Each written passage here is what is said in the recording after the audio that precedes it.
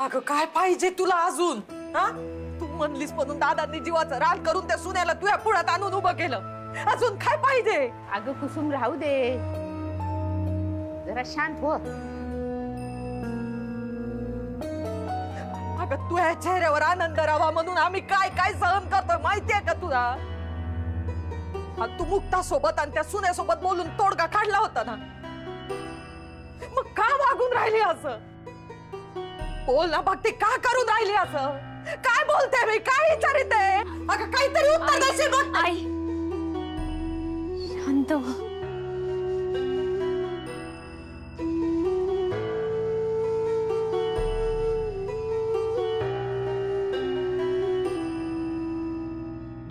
भक्ती आळा मोकळी हो. जे काय मनात असं नाही त्याचं बोलून टाक. बोल भक्ती. सगळे प्रश्न नुसते सुटल्यासारखे दिसत आहेत. त्याचा काय उपयोग नाहीये ताई.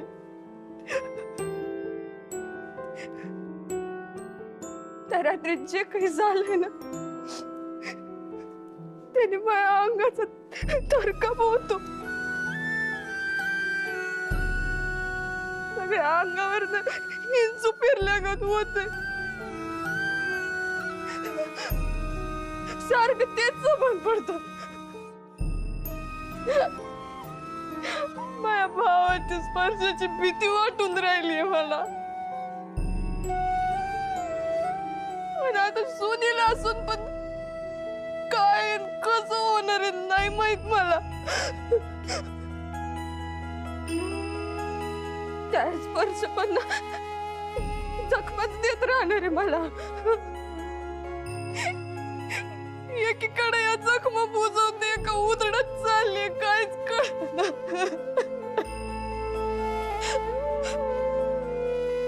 मला मला नाही वाटत जिवंतपणे यातून बाहेर पडन मी.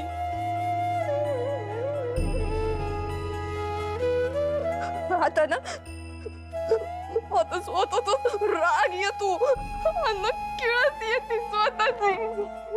भक्ती शांत राहा, एकदम शांत राहा. आमच्यातलं कोणीच तुला त्रास वाटून घेऊ शकत नाही. फक्त समजून घ्यायचा आम्ही प्रयत्न करू शकतो.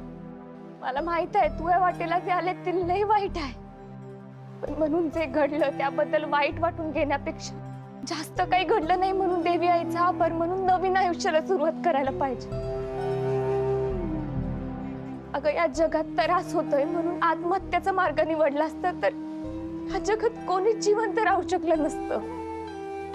आणि आम्ही सगळे आहोत ना तुझ्यासोबत. आम्ही सगळे आहोत. तुला कधीही मनात असे भलते सलते विचार आले ना, तू आमच्यापैकी कुणालाही कधीही सांगू शकतेस भक्ती.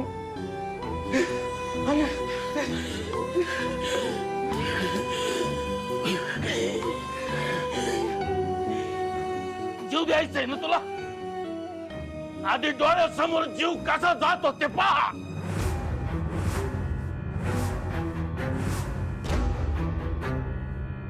गजा त्यांना आधी पंप दे. अण्णांच्या खिशात असेल. अण्णा पंप काय? जगातलं सगळ्यात मोठं दुःख मरण नाहीये, तर आपल्या लेकराच्या चितेला आग देणं. अरे ज्याला जन्म दिला त्याला लाकडात रचून पेटवून देण्याचं दुःख तुला नाही समजणार.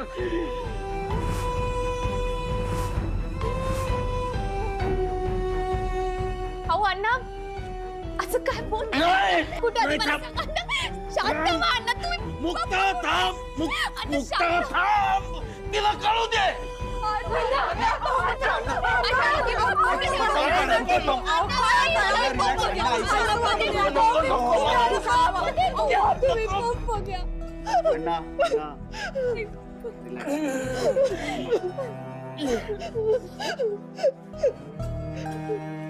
बसू अण्णा. अण्णा इकडे या. बसू.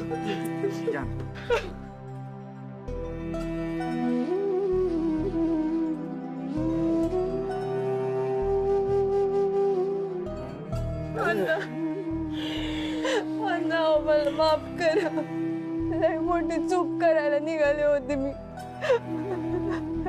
माफ करा मला.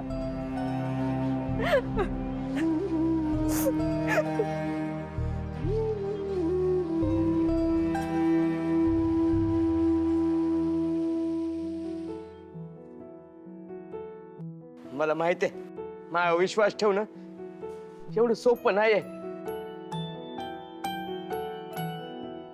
पण बघते ही तुझी बहीण, हे तुझं दाजी एवढ्या सगळ्या संकटाच्या समोर जाऊन तुला वाचवायला इथं समोर आलं का? का तर तू यावर त्यांचं प्रेम आहे म्हणून. बघ ना, सगळ्यांच्या डोळ्यात पाणी आहे. जेव्हा आपल्यासाठी दुसऱ्याच्या डोळ्यात पाणी येते ना, ते म्हणजे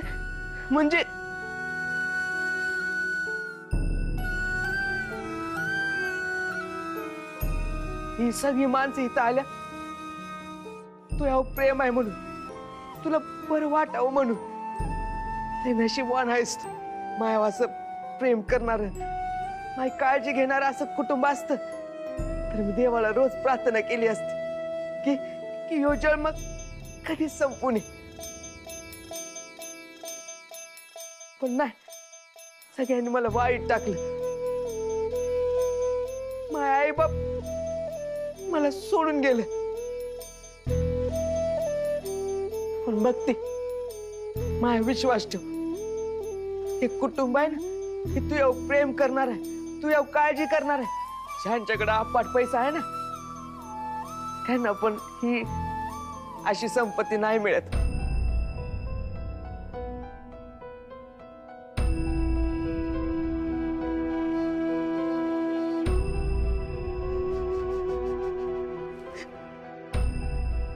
मला खरंच माफ करा, खरंच माफ करा मला.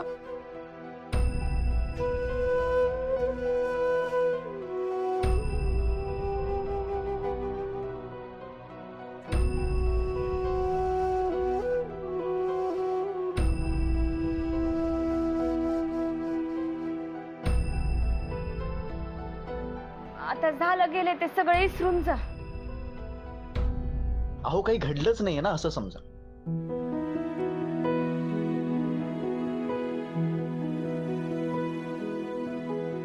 दादा कुठे? दादा कुठेतरी फोनवर बोलत बोलत बाहेर गेले.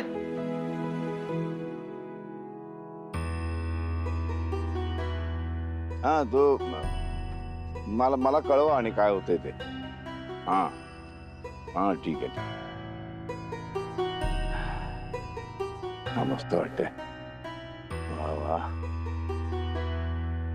छान झाडी. किती चाललं तरी पत्ताच लागत नाही.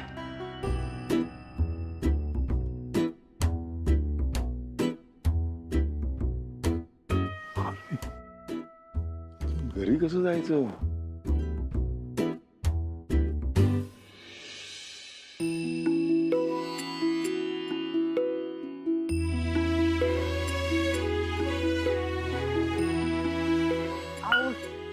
हे सगळं आणायची काय गरज होती? अगं एवढी माणसं आहेत म्हटल्यानंतर लागणारच की. खरंच हे सगळं कशासाठी आणायचं? आणि फार काय नाहीये, घरात लागणाऱ्या सगळ्या गोष्टी आणल्या. त्यामुळे एवढे जड वाटण्याचं काहीच कारण नाही. जसं त्या घरात आणतो तसं या घरात आणलं. पण हे सगळं कधी आणलं तुम्ही? तुम्ही काही सांगितलं पण नाही. तुम्हाला दोघींना विचारलं असतं तर मालिकेने जाऊ दिलं असतं का आम्हाला?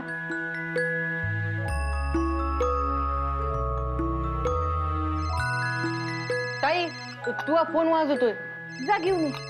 हा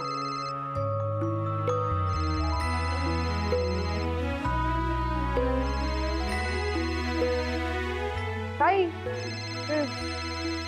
ती असं का ते लिहिले?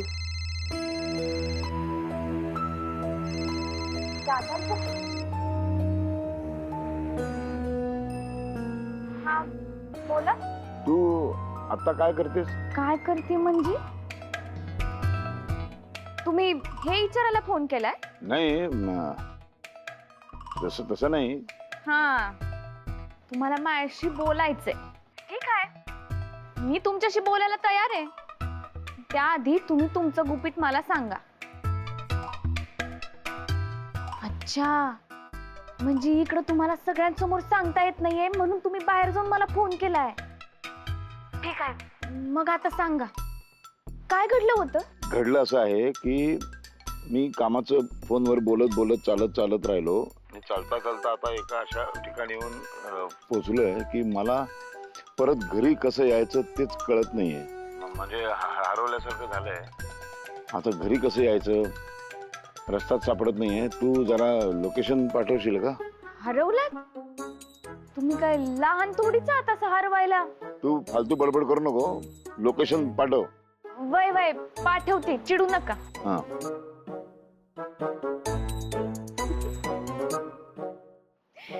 तुम्हाला दादांबद्दलची गंमत सांगते. दादा फोनवर बोलता बोलता इतक्या लांब गेले की या घरचा पत्ताच सापडना.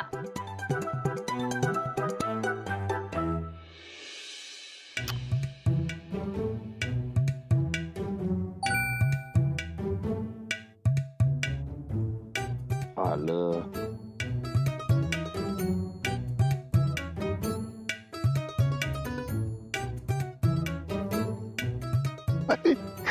काय धड कधी दाखवतच नाही.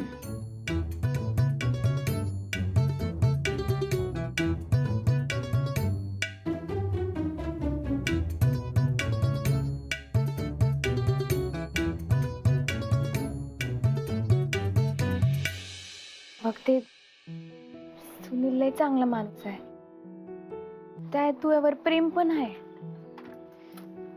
हे बघ, जरी फसवून लग्न झालं असेल ना तरी देवा ब्राह्मणाच्या साक्षीनं लग्न झाले. मला असं वाटतं तुम्ही शहरात येऊन राहायला पाहिजे. तिकडं कामाची काहीच कमी नाही. दोघांना मिळून काम करता येईल, संसार करता येईल. मी विचार करत होते आपण तिकडे एखाद्या भाड्याच्या खोलीत राहूया. सगळे एकत्र राहूयात, म्हणजे अडी अडचणीला एकमेकांना साथ देता येईल, मदत करता येईल. मी आई यांना, गजा यांना पण घेऊन जायचा विचार करते. मग अण्णा हे गाव सोडून यायला तयारच नाहीये. नाही येणार. पण आता तुझं मत काय ना, हे महत्वाचं आहे. आई अण्णांना सोडून जाणं जरा अवघडच वाटतंय. आता तर त्यांना माझी जास्त काळजी वाटून राहिली. ताई, अगं तू नगरकरांची सून आहेस. तू असं भाड्याच्या घरात राहतेस हे समजल्यावर त्यांना किती वाईट वाटेल. बघते, तू त्याचा विचार नको करू. तू आता तुझ्या आयुष्याचा विचार कर फक्त. मला तर आता काहीच समजत नाही काय घडणार आहे.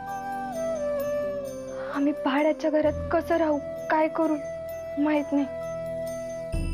हा पण एवढं नक्की आहे की तुम्ही आम्हाला वाऱ्यावर सोडणार नाही. जी काही लागेल ती मदत करालच.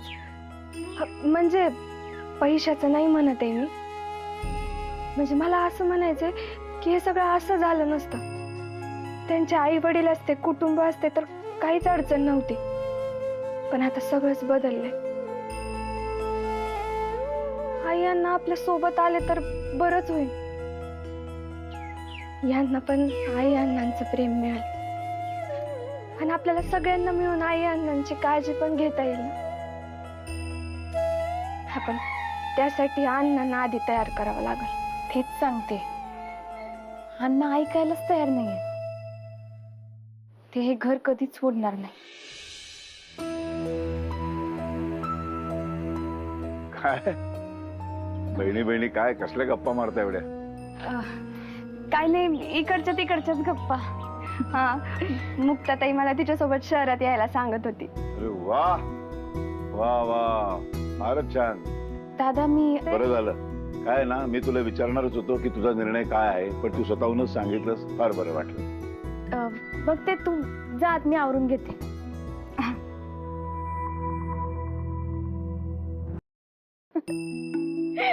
काय झालं? हसायला काय झालं?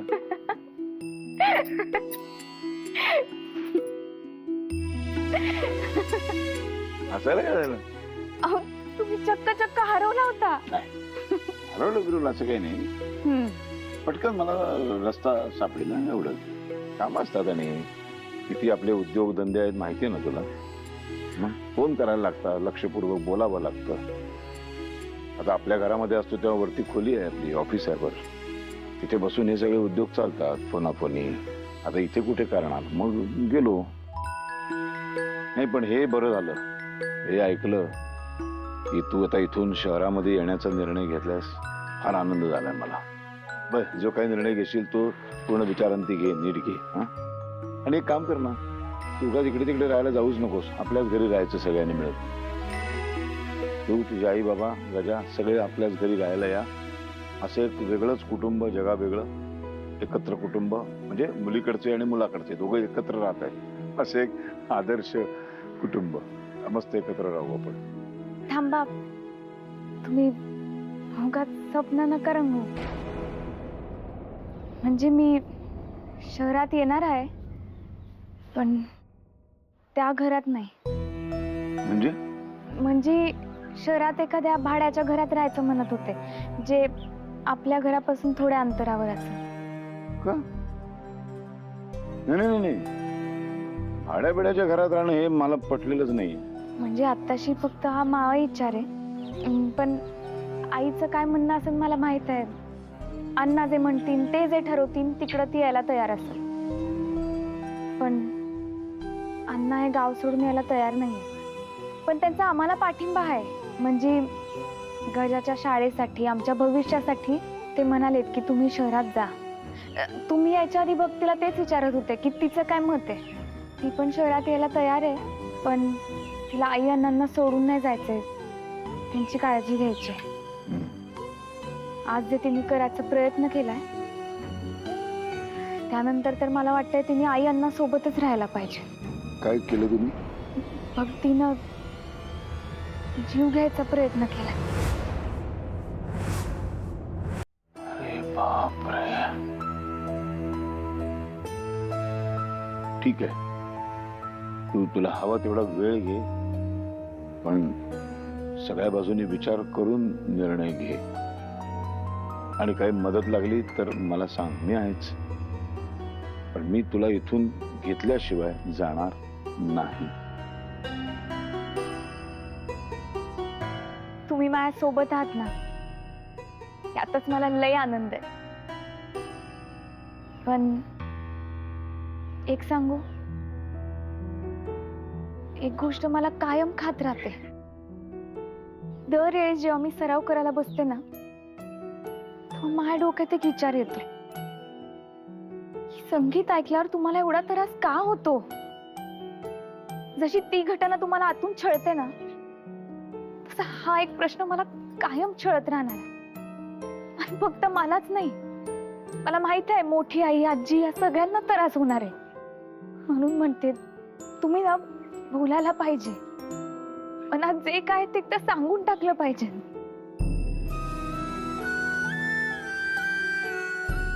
ठीक आहे, उद्या स्पर्धेचे आयोजक माझ्यावर माहितीपट बनवायला काही लोकांना पाठवणार आहे. तर ते मला इथपर्यंत पोहोचण्याचा प्रवास वगैरे असे काही प्रश्न विचारणार आहेत. त्यात मी त्यांना सांगेन की माझ्या घरच्यांनी निशेष करून माझ्या सासऱ्यांनी मला लय पाठिंबा दिला. मी हेही न विसरता सांगणार आहे की त्यांना संगीत अजिबात आवडत नाही. हे सगळं त्यांना सांगायची काय गरज आहे? नाही, बरोबर आहे ना. म्हणजे ते कॅमेरा घेऊन येतील आणि तुम्हाला विचारतील की सांगा तुम्हाला संगीत का नाही आवडत, आणि मग तुम्ही उत्तर दिल्याशिवाय ते काय तुम्हाला सोडणार नाही. मला उत्तर द्यावंच लागेल. मग आता तुम्हीच ठरवा, तुम्हाला लोकांसमोर उत्तर द्यायचंय का माझ्यासमोर उत्तर द्यायचंय का घरच्यांसमोर उत्तर द्यायचंय. वाटलंच तर मोठी आई, आजी त्यांच्याशी बोला, पण बोला. स्वतःला छळणं पण एक पाप आहे. तुम्हाला इतका त्रास होत नसताना तर मी तुम्हाला इतका विचारलंच नसतं.